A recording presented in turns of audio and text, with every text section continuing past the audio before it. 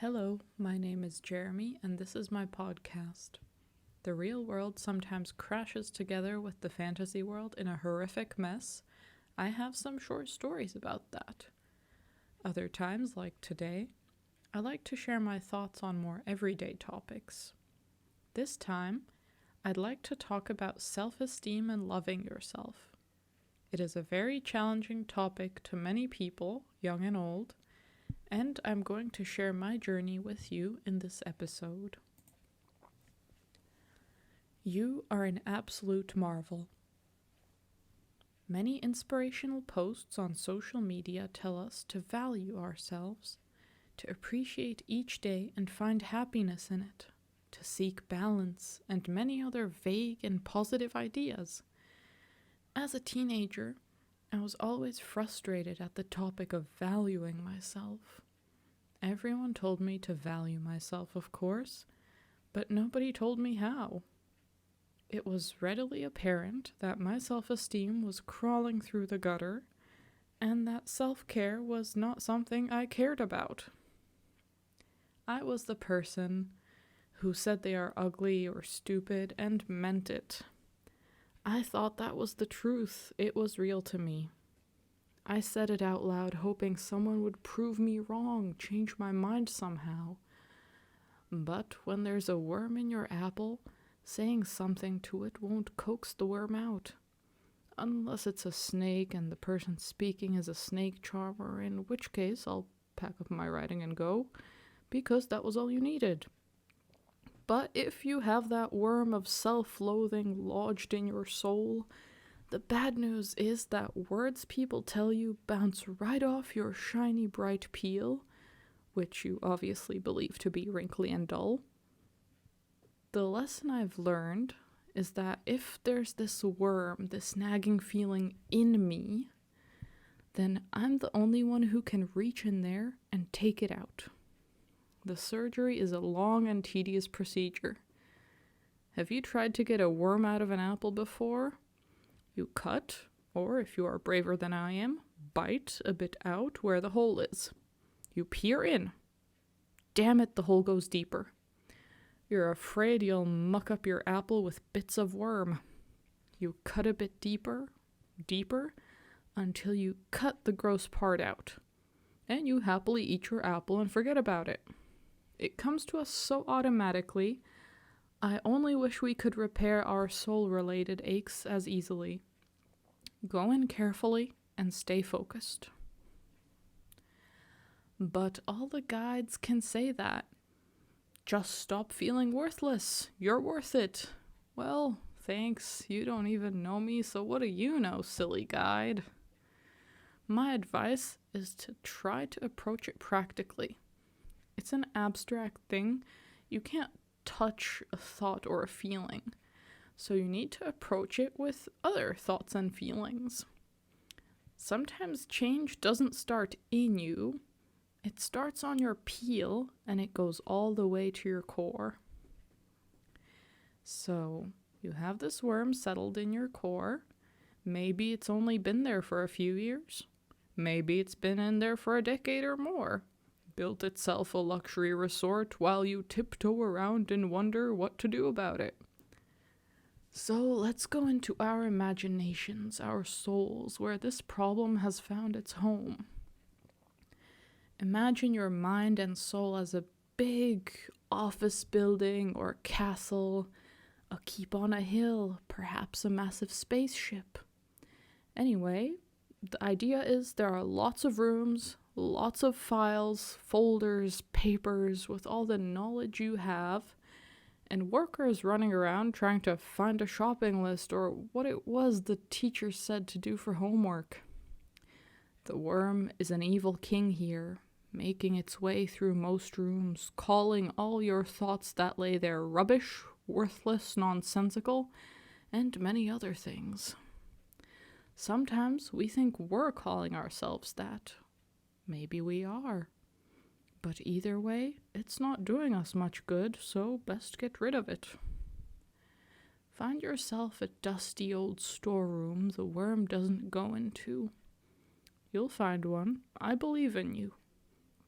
If you're thinking, It's no use. No matter where I go, there's writing on the walls to remind me of how awful I am. Then have a bit to drink, eat, sleep, or rest for a while, and try again. Exploring such a large place takes a well-rested, well-fed effort. No half-starved, half-mad soldiers will win this war. So buckle up and pack a sandwich for this trip. If you've found a dark corner that seems safe for now, imagine this crazy thought. You are an absolute marvel. You are lovely to look at. People look at you on the bus because you're more interesting than an advertisement or a poster, not because your nose looks odd or your figure is ugly or any other bad thing. You're interesting. You are also interesting to talk to. People talk to you, have whole conversations with you, online or in person. Both is valid, both counts. Imagine standing tall and proud in this ridiculous play of being amazing and marvelous. Imagine how all the people in there are so happy to know you, to meet you, and to be with you. Right, could you imagine that? Maybe just a tiny bit of it? Imagining this is like you're in a spy movie. The evil worm is ransacking the corridors and howling in anger trying to find you. Quickly imagine just a little bit of this before it finds you. The key is just to try to imagine it, not to somehow manage the whole thing for 3 minutes or 3 times a day or for 3 weeks. Just try to imagine this again and again. Come back to it when you have time and strength. Imagine this absurd movie in the theater of your mind, the movie where you are loved and adored. And slowly, bit by bit, it will start to seem less outrageous. Perhaps it isn't so absurd to be amazing and know it. And what's more, show it. Maybe acting like I'm all that isn't fake or conceited, because I am all that, damn it. I've gotten to that point myself. I've gotten this main chunk of worm out. It's still gross in here. The worm has been using my core as a toilet and entertainment center for over 10 years. It'll take more than the movie of me to make this place nice again. But that's the thing. All it takes is to plant the seed, and if you water it, revisit the thought whenever you have the strength, your seed will grow and blossom. Imagine it in 1,000 different ways, 1,000 episodes of your very own series where you are the star, the beloved prodigy, the main character. Don't repeat the same idea. It might get old and cliche. Don't just recite a mantra, or do if it seems to be working. Repeat it. Each one of us is different. This brings me to my last point. These are various other approaches that people who cared about my well-being have shared with me. Number 1. Treat yourself as if you were a puppy. Imagine you have a pet you adore. How would you treat it? What sort of food, place to live, toys would you give your beloved pet? What loving, silly nicknames would you give it? You can try to imagine. You get to be so very loved now. This idea was too much for me, but maybe it'll work for you.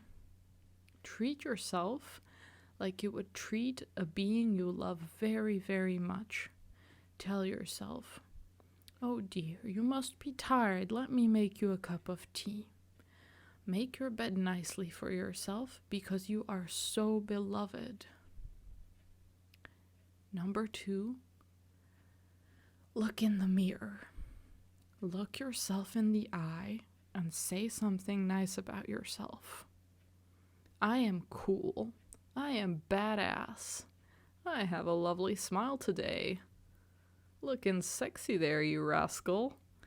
It can be silly, playful, very serious, however you like it. This idea was too much for me too, so I started whispering these things to myself in my mind. You can try that too if this idea is far too bold for you. Number 3. If you say such an awful thing about yourself one more time, I'm going to slap you. A well-meaning friend told me this on many, many occasions. It took me a long time to realize it, but what she meant was that it hurts her. It hurts her when someone talks trash about someone she cares for, someone who's her friend. Hey, that's my best friend you're talking about. Imagine if someone said something mean about your friend or family member. You'd probably get upset too, right? It's not at all okay to tell someone they're ugly or not worth it. So don't say it to yourself. At least not out loud. Take baby steps. First, don't say it out loud. But don't give yourself a mental smack for it. Give yourself a gentle pat. There, you silly thing. What a crazy thing to want to say. And if you graduate to the thinking step, try to catch those worm thoughts, the ones saying your opinion doesn't matter or that nobody's interested in what you have to say. Squash those. Such nonsense. My friend talking to me wants to know what I think. What else would a conversation be? And number 4. Imagine we're the Queen of England, or any other monarch or very powerful, badass, elegant person. Would the Queen say something like that about herself? Of course not. She'd wear a diamond necklace, smile, and look and feel fabulous. Bring out your inner queen, emperor, or make up a whole new royal title for yourself. You aren't a conceited ass, you're an amazing creature that the world deserves to know about and marvel at. If you feel like a monarch, people will treat you like one. And if they don't, well then call your mental limousine, get on a bus, and good day to you, sir, them. If there's a worm in your apple, nobody else can see it. All they see is a lovely, fragrant apple that they're happy to be with. Work on your worm alone, work on it with friends, and remember that nobody sees there's a worm unless you blurt out something self-deprecating. And how do they react then? Try to remember how people reacted when you said something bad about yourself. Maybe it was shock. What are you talking about? Maybe it was concern. Oh no, are you okay? Or anger? What sort of stupid idea is that? There are many other reactions, but how would you react if someone you loved said something mean about themselves? How have people reacted to you saying something mean about yourself? Let me know in the comments, and do know that you are not broken, you are appreciated and cared for.